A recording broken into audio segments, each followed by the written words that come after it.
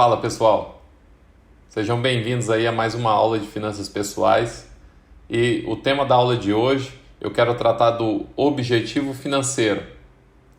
Isso mesmo, está relacionado diretamente ao capítulo 3 do livro do Serbase que nós estamos utilizando no nosso curso Casais Inteligentes Enriquecem Juntos.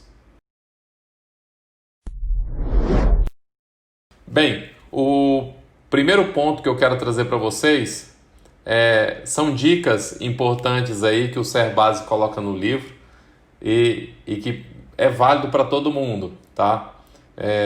Eu costumo dizer que a gente tem que aproveitar aí a parte da juventude, digamos assim, entre 20 e 30 anos aí, para poder começar a fazer as economias já pensando lá nos 60. Mas se você tem mais do que isso aí, já está na faixa de 30, 40, também não pode deixar de pensar lá na frente não, tá? Só que vai ter um pouco mais de sacrifício. E aí vocês vão ver aqui nos objetivos. Bem, algumas dicas interessantes aqui no livro, eu posso dizer para vocês que uma delas é dividir a conta do restaurante, tá? Às vezes o casal de namorados sai para o restaurante e sempre teve um costume muito grande do homem pagar a conta, né? Ou de uma das partes pagar a conta. Não fiquem envergonhados em dividir a conta, tá? Isso vai fazer muito bem para suas finanças.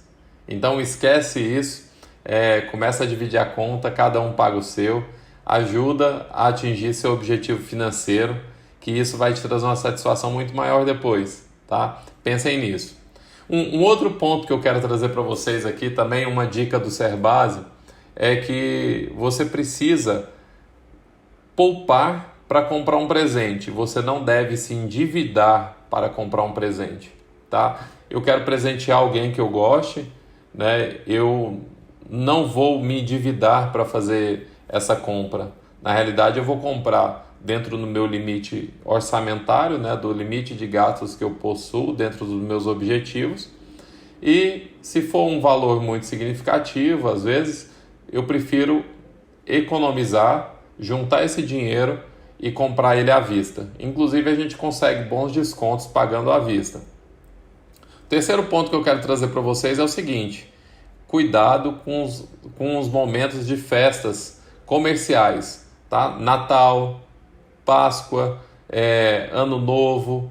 Então, momentos que o comércio se destaca em fazer diversas propagandas e as pessoas vão à loucura porque precisa, né? Porque diz que precisa comprar um presente para dar de presente alguma coisa para alguém que gosta. Minha recomendação para vocês é que se você realmente tem esse sentimento que precisa, procura antecipar a compra do presente em 45 dias, tá? Os 45 dias é um prazo que o comércio provavelmente ainda não está pensando no aumento de preços que geralmente coloca nessas épocas aí. Geralmente eles colocam lá grandes promoções, grandes descontos, mas isso não é verdade, tá? A gente conhece bem aí como é que funciona a prática comercial. Isso é só um chamativo para te iludir ali no momento da venda e fazer as pessoas comprarem. Então, observem muito esses momentos aí, datas festivas do comércio, e tentem se antecipar, tá bom? É bacana dar um presentinho, né, para a pessoa que gosta. E outra coisa, queria dizer para vocês também que presente não necessariamente tem um valor calcado no valor material que você pagou por ele, tá?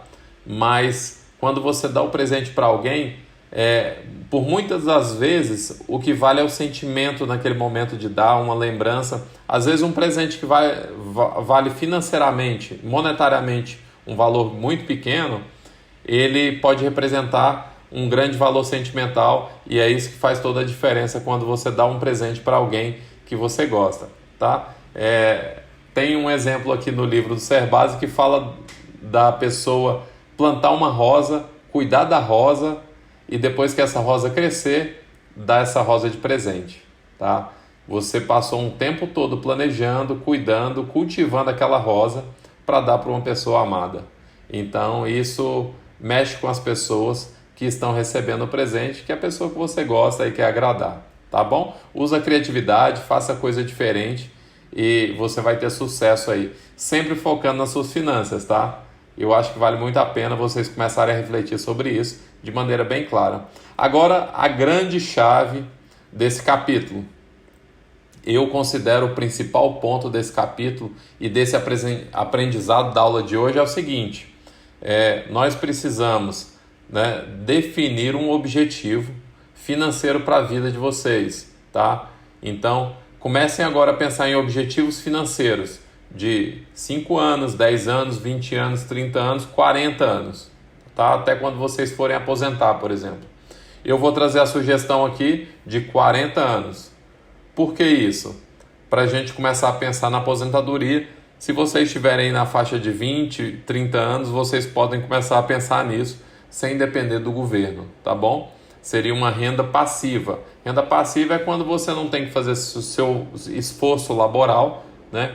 E aí o dinheiro está caindo lá na sua conta. O dinheiro trabalha para você, tá? Se vocês não leram aquele livro Pai Rico, Pai Pobre, é uma recomendação de leitura que fala um pouquinho disso também e vale a pena vocês darem uma olhada.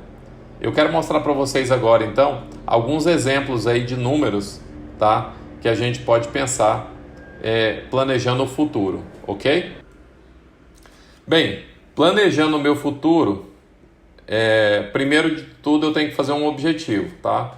Então, digamos aqui que meu objetivo é ter uma renda de 10 mil reais, estou falando dinheiro de hoje, tá? É lógico que na projeção a gente vai desconsiderar a inflação ou vai considerar ela nas taxas e depois descontar, tirá-la das taxas. Então, o dinheiro ao longo do tempo, ele sofre uma perda devido à inflação. A inflação é o aumento médio de preços na economia, né? Então, o dinheiro que você tem, 10 mil reais hoje, daqui a 40 anos, esses 10 mil reais não vale a mesma coisa. Eu costumo dar um exemplo aí de um boi ou de uma terra, por exemplo, tá? Se hoje você compra um bezerro por 2 mil reais, tá? Quanto que você vai gastar para comprar um bezerro daqui a 40 anos? Comecem a pensar nisso, tá? Então, o preço das coisas modifica ao longo dos anos. E essa modificação é importante a gente conhecer. Existe uma taxa média que representa o poder de compra que nós temos. É a taxa de inflação, tá? Ao longo do tempo, essa taxa ela prejudica o nosso poder de compra do dinheiro. Então, vamos colocar aqui um objetivo de 10 mil reais por mês. Imagine que vocês, daqui a 40 anos, né, falando em valor de hoje, 10 mil reais, é um valor significativo que eu poderia viver de maneira confortável como uma renda passiva, complementar para a minha família. Então, esses 10 mil reais, o que eu preciso fazer para daqui a 20 anos ou a 40 anos alcançar esses 10 mil reais? Tá? Primeiramente, para alcançar 10 mil reais por mês, né, eu preciso investir hoje R$ 1.863 por mês. Então, todo mês eu vou ter que depositar esse dinheiro. Há uma aplicação de juros líquidos a 0,3 ao mês durante 40 anos. Então, se eu colocar durante 40 anos, religiosamente, R$ 1.863 a um juros de 0,3% ao mês, tá? Juros líquidos, eu vou ter um montante financeiro daqui a 40 anos que a essa mesma taxa, utilizando essa mesma taxa, vai me dar 10 mil reais por mês. Bem, juros líquidos são aqueles juros que eu acrescento, mas já descontando a inflação. Ou seja, se minha aplicação ela é 0,6, né, ao mês, eu estou descontando aí 0,3, dizendo que 0,3 é de inflação e imposto de renda. Então tem que saber calcular imposto de renda e saber calcular a inflação também dessas aplicações aí ao longo do tempo, tá? Cada tipo de aplicação tem imposto de renda diferente, tá? Ações são diferentes de fundos imobiliários. Geralmente fundos imobiliários são isentos, tá? E Isso depende muito se é pessoa física ou se é jurídica também, tá bom? Então, descontando, tá? Eu tenho um montante total de aplicação. Vamos supor que eu aplico o meu dinheiro, né, em um imóvel e tenho alugando esse imóvel, ele vai me dar 1% ao mês. 1% ao mês ele te dá bruto, tá? Você precisa descontar a inflação e você precisa descontar o imposto de renda que incide sobre esse percentual que você está recebendo de remuneração, tá ok? Então, juros líquidos, quando a gente fala aqui, é líquido de inflação e imposto de renda, tá? Um outro exemplo, tá, num período mais curto, aí, 20 anos, para eu ter esse mesmo montante aplicado à mesma taxa de juros, eu preciso aplicar R$ 5.685 todos os meses. Olha, eu quero chamar a atenção aqui de vocês, então, para a importância de começar cedo, tá? Olha o sacrifício que você faz depositando 1.863 e olha o sacrifício que você faz depositando 5.685. É uma grande diferença, tá? Todos os meses falando, é importante você começar o quanto mais cedo, melhor. E aí, você aplicando esses valores à mesma taxa de juros, só que o primeiro no período de 40 anos e o segundo no período de 20 anos, você vai ter o mesmo montante que vai te dar R$ 10.000 por mês. Uma outra opção é investir R$ 168, isso mesmo, R$ 168 em uma aplicação que te dá 1% ao mês durante 40 anos. Pasmem, né? Parece brincadeira, mas não é. É R$ 168 se você conseguir uma aplicação de 1% ao mês durante 40 anos, isso vai te dar uma renda de R$ 10.000 por mês. Tá perdendo tempo se não começou ainda, hein?